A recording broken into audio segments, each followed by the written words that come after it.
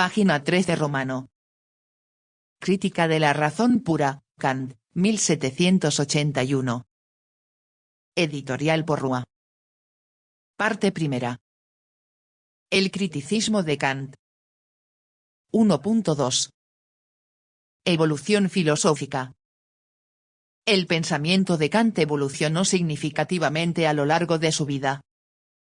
Pueden distinguirse dentro de su desarrollo 4 periodos, cuyas ideas aparecen expresadas de clara manera en su obra escrita, tan abundante, tan característica, tan decisiva. En el primer periodo, 1746-1760, prevalece el interés por las ciencias naturales filosóficamente. Kant es racionalista. En el segundo periodo, 1760-1769, aventaja la vocación filosófica, y se advierte una tendencia hacia el empirismo. En el tercero, 1769-1781, surge ya la idea criticista, es el periodo de la gestación. En el cuarto, 1781-1804, se producen las clásicas obras de la filosofía crítica, o trascendental, y, tras ellas, en los años postreros de su vida, algunas aclaraciones y retoques de su doctrina. Ahora, como un comentario, revisemos lo que declara la Hay de San Google. ¿Y qué es lo que critica Kant? Kant es uno de los grandes críticos de la metafísica, es decir, de la subdisciplina de la filosofía que se ocupa del origen, la causa y el objetivo del ser. Uno de los principales temas de la crítica de la razón pura es determinar si la metafísica es posible. ¿Qué problema quiere resolver o desmenuzar Kant? Kant se propuso resolver el problema fundamental de cómo es posible el conocimiento sintético a priori y, a partir de ahí, establecer los límites y posibilidades de la razón humana en sus aspectos tanto teóricos como prácticos. En esencia, quería comprender cómo podemos tener conocimiento que sea a la vez nuevo, sintético, y válido universalmente y necesariamente, a priori, algo que desafiaba las ideas de filósofos anteriores como Hume. Más allá de esta cuestión central, Kant abordó otros problemas clave, la relación entre la mente y el mundo. Kant exploró cómo la mente humana estructura y organiza la experiencia, influenciando la forma en que percibimos la realidad.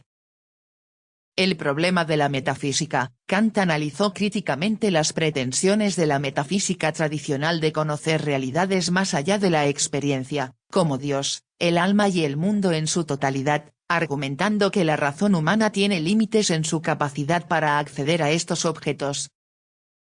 El fundamento de la moral. Kant desarrolló una ética formal basada en el deber y el imperativo categórico, buscando establecer principios morales universales que guíen la acción humana. La relación entre la razón y la felicidad. Kant examinó cómo la razón puede conducir a la felicidad, no como una consecuencia directa de la búsqueda del placer, sino como resultado de actuar conforme al deber y desarrollar la virtud.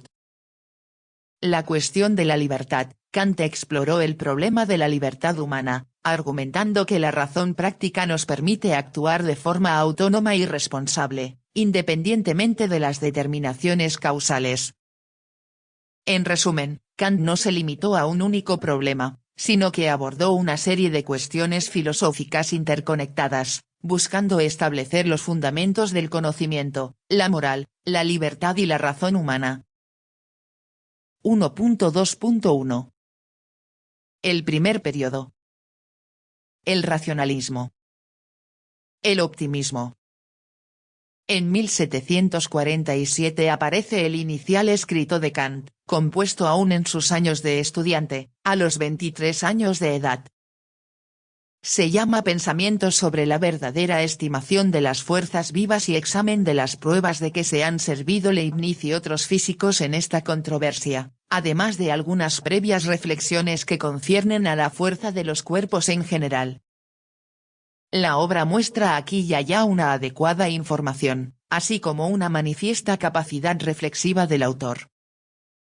7 años después, En 1754, salen a luz dos de sus obras: Investigación sobre el problema de si la Tierra en su rotación alrededor del eje, por lo cual se han provocado alteraciones del día y la noche, ha experimentado algunas modificaciones desde sus orígenes, qué sea la causa de ello y por qué puede asegurarse tal hecho, y el tema de si la Tierra envejece, examinado desde el punto de vista físico.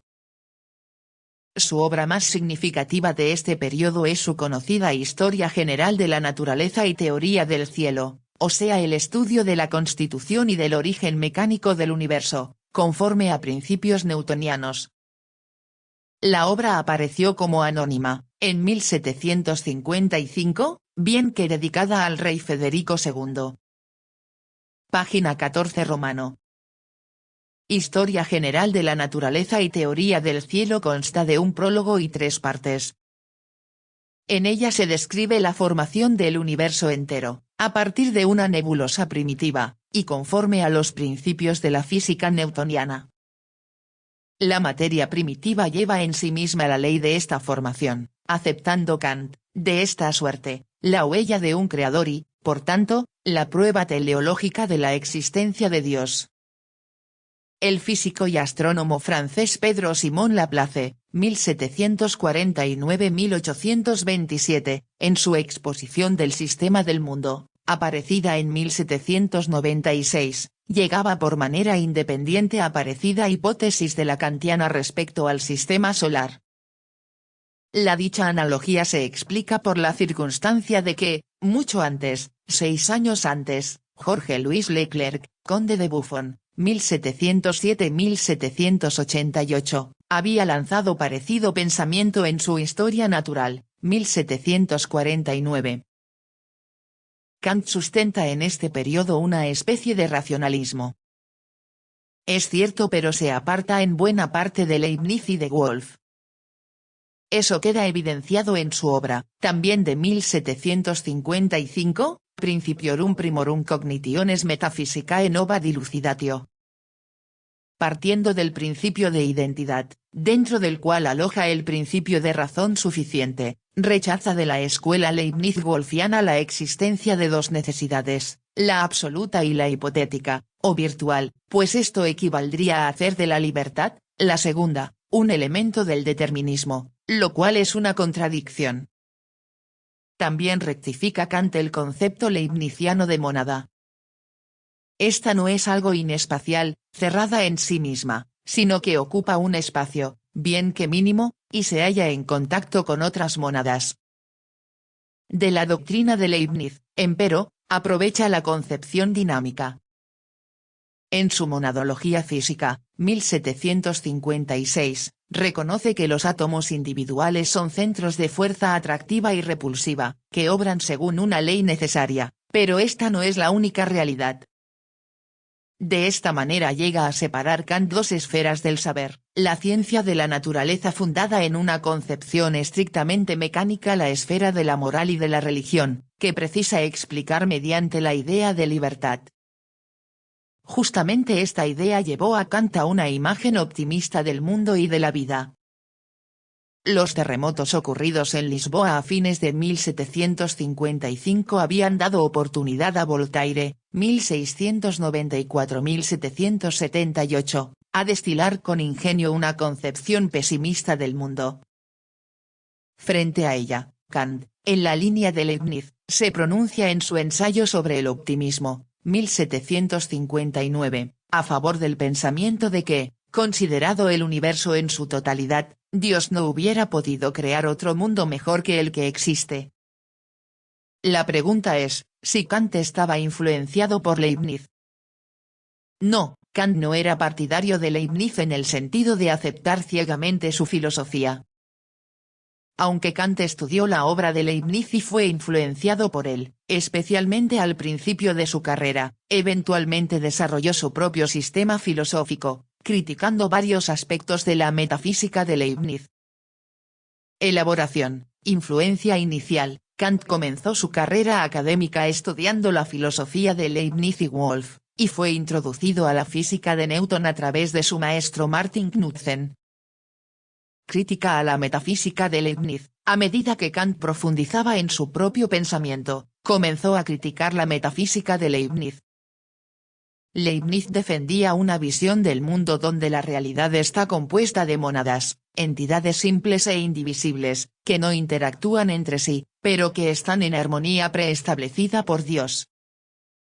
Distinción entre sensibilidad y entendimiento. Kant criticó la falta de distinción clara entre sensibilidad y entendimiento en la filosofía de Leibniz.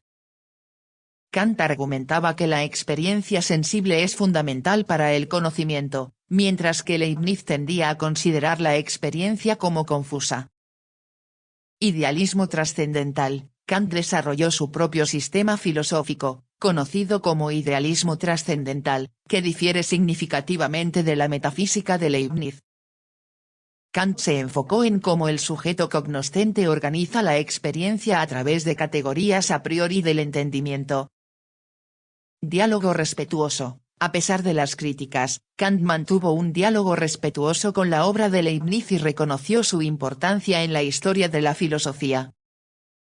En resumen, mientras que Kant reconoció la influencia de Leibniz, desarrolló su propia filosofía crítica, alejándose de la metafísica leibniziana.